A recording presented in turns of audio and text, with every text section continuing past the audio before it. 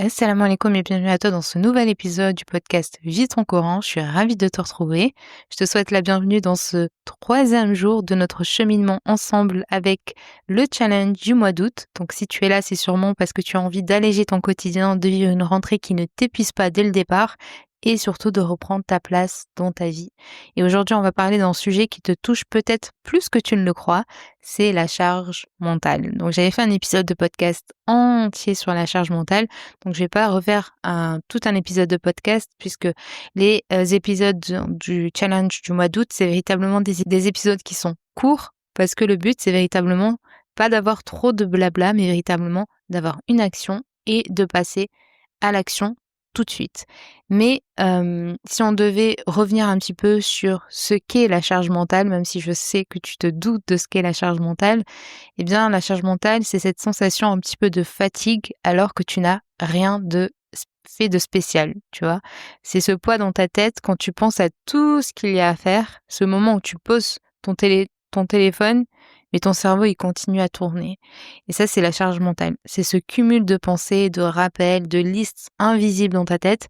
Et ce sont plein de petites pensées comme je dois penser à prendre rendez-vous pour mon enfant, il faut que je prépare ça pour l'école, il faut pas que j'oublie de répondre à tel message, qu'est-ce qu'on va manger ce soir, la fameuse question qu'est-ce qu'on va manger ce soir?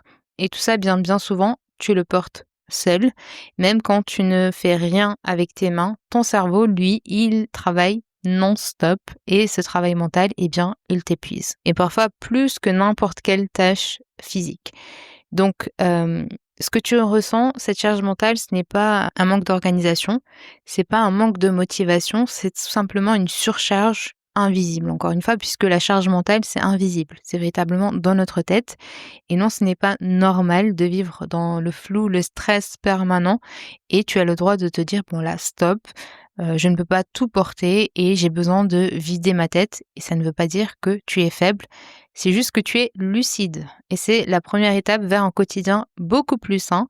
Donc aujourd'hui, ce que je te propose, eh bien, c'est un exercice très simple.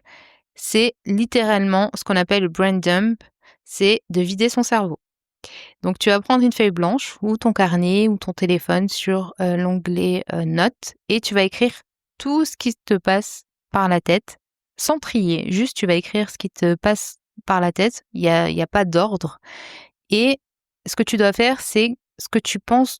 Tu vas écrire ce que tu dois faire, ce que tu penses devoir faire, ce qui t'énerve, ce qui t'angoisse, ce que tu n'as pas dit, ce que tu dois acheter, ce que tu dois rendre, ce que tu dois gérer. Enfin bref, tu vides tout sur cette feuille.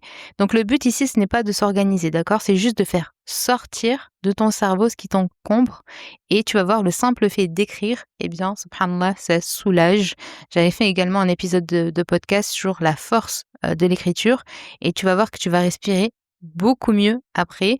Et si tu le fais régulièrement, eh bien, tu vas garder une page un petit peu vidage mental dans ton carnet et tu vas voir à quel point ça va te faire du bien.